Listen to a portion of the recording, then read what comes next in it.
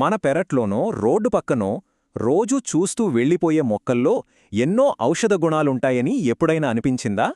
చాలాసార్లు మనం వాటిని చూసి కూడా అస్సలు పట్టించుకోం కదా. అలాంటి ఓ మొక్క గురించే ఈరోజు మనం మాట్లాడుకోబోతున్నాం. దాని పేరే అపామార్గ. శాస్త్రీయంగా చెప్పాలంటే యాచిరాంథస్ ఆస్పెరా. మరి దీని వెనక ఉన్న సాంప్రదాయిక ఆరోగ్య రహస్యాలేంటో తెలుసుకుందాం రండి. ఇక్కడున్న ఈ మొక్కను చూడండి. అచ్చమో సాధారణ గడ్డి మొక్కలాగే ఉంది కదా. మనలో చాలామంది దీన్ని రోజు చూస్తూనే ఉంటాం. కాని ఆయుర్వేదం ఏం చెప్తుందంటే ఈ మామూలుగా కనిపించే మొక్కలోనే తరతరాలుగా వస్తున్న ఎన్నో ఆరోగ్య రహస్యాలు దాగి ఉన్నాయట. అసలు ఒకే ఒక మొక్కలో ఇన్ని ఔషధ గుణాలు ఎలా ఉంటాయి? ఈ ప్రశ్నకు సమాధానం దాని చరిత్రలోనే ఉందన్నమాట. ముందుగా ఈ మొక్కకు ఎంత ప్రాముఖ్యత ఉందో దాని పేర్లను బట్టే ఎలా అర్థం చేసుకోవచ్చో చూద్దాం. సాధారణంగా చూడండి, ఒక వస్తువుకి గాని ఒక ప్రదేశానికి గాని ఎంత ప్రాముఖ్యత ఉందో చెప్పడానికి ఒక సింపుల్ మార్గం ఏంటంటే దానికి ఎన్ని పేర్లున్నాలో చూడటమే. అపామార్గ విషయంలోనూ అచ్చమంతే. దీనికున్న ఇన్ని పేర్లు వేర్వేరు ప్రాంతాల్లో మన సంస్కృతుల్లో దీనికి ఎంత ప్రాధాన్యతుందో చెప్పకనే చెబుతున్నాయి. ఇక్కడ చూడండి, హిందీలో చిర్చిటా, లడ్చీరా అంటారు. తమిళంలో అయితే నాయురువి, ఇంకా పంజాబీలో పుథుకండా అని పిలుస్తారు.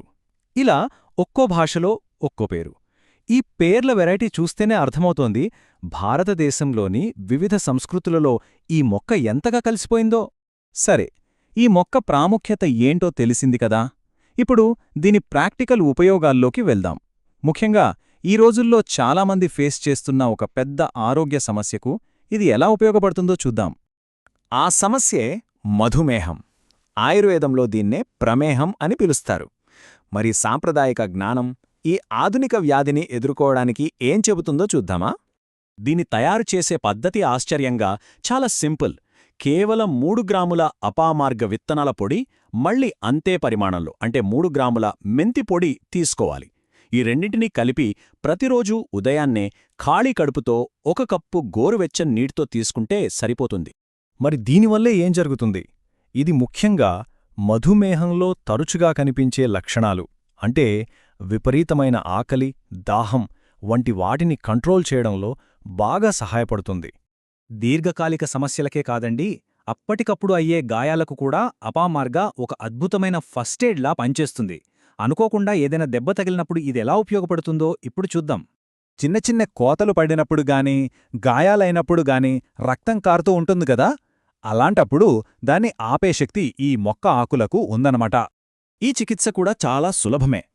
ఒక 5 నుండి 10 మిల్లీలీటర్ల అపామార్గ ఆకుల రసం తీసుకుని అందులో కొద్దిగా పసుపు కలిపి ఒక పేస్ట్లా చేసుకోవాలి. ఆ పేస్ట్ను నేరుగా గాయం మీద పూయడమే.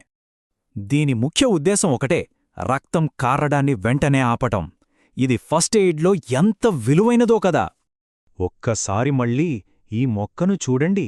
అటు మధుమేహాన్ని కంట్రోల్ చేయడం దగ్గర్నుంచి ఇటు గాయాలను మాన్పడం వరకు ఇన్ని అద్భుతమైన ప్రయోజనాలు వస్తున్నది ఈ ఒక్క మొక్క నుండే.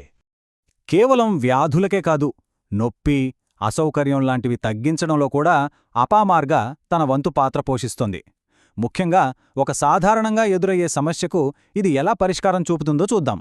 ఇక్కడ మనం మాట్లాడుకోబోయే సమస్య ఋతుస్రావంతో సంబంధమున్న నొప్పి మరియు దానిలో ఉండే క్రమరాహిత్యం.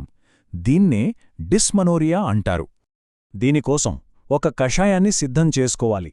ఇక్కడ కొలతలు చాలా ముఖ్యం. 10 గ్రాముల మొక్క పొడిని 200 మిల్లీలీటర్ల నీటిలో వేసి బాగా మరిగించాలి. ఆ నీరు 4వ వంతు అంటే దాదాపు 50 మిల్లీలీటర్లకు తగ్గే వరకు మరిగించి ఆ తర్వాత దాన్ని వడకట్టాలి. ఈ కషాయాన్ని ఋతుస్రావానికి 1 లేదా 2 రోజుల ముందు తీసుకోవాల్సి ఉంటుంది. మరి ఈ కషాయం ప్రయోజనమేంటి? చాలా స్పష్టంగా ఉంది. ఇది ఋతుస్రావ సమయంలో చిన్నొప్పి అలాగే క్రమరాహిత్యం నుండి ఉపశమనం కలిగించడంలో సహాయపడుతుంది. సరే, ఇప్పటివరకు మనం కొన్ని నిర్దిష్టమైన నివారణలు చూశాం. ఇప్పుడు ఒక్క అడుగు వెనక్కి వేసి ఈ మొత్తం సాంప్రదాయిక జ్ఞానం మనకు ఏం చెప్తోందో ఒక్కసారి ఆలోచిద్దాం. ఈ అపమార్గ మొక్క ఎంత బహుముఖ ప్రజ్ఞాశాలి అనేది ఇక్కడ మనకు స్పష్టంగా కనిపిస్తోంది. గాయాల రక్తస్రావాన్ని ఆపడం దగ్గర నుండి మధుమేహం లక్షణాలను నిర్వహించడం వరకు, అటు డిస్మెనోరియా నొప్పిని తగ్గించడం వరకు, ఇటు పెటేకియల్ హెమరేజ్ అంటే చర్మంపై వచ్చే ఎర్రటి మచ్చలు, ఇంకా డిస్సూరియా లాంటి మూత్ర సమస్యలను పరిష్కరించడం వరకు దీని ఉపయోగాలు జాబితా చూస్తే నిజంగా ఆశ్చర్యం కలుగుతుంది. ఈ అపామార్గ మొక్క అనేది కేవలం ఒక ఉదాహరణ మాత్రమే. దీనిని బట్టి మనల్ని మనం ఒక ప్రశ్న వేసుకోవాలి. మన చుట్టూ ఉన్న ప్రకృతిలో మనం రోజూ చూస్తూ కూడా పట్టించుకోని ఎన్నో మొక్కల్లో ఇంకా ఎంత అపారమైన జ్ఞానం దాగి ఉందో కదా. ఒక్కసారి ఆలోచించండి.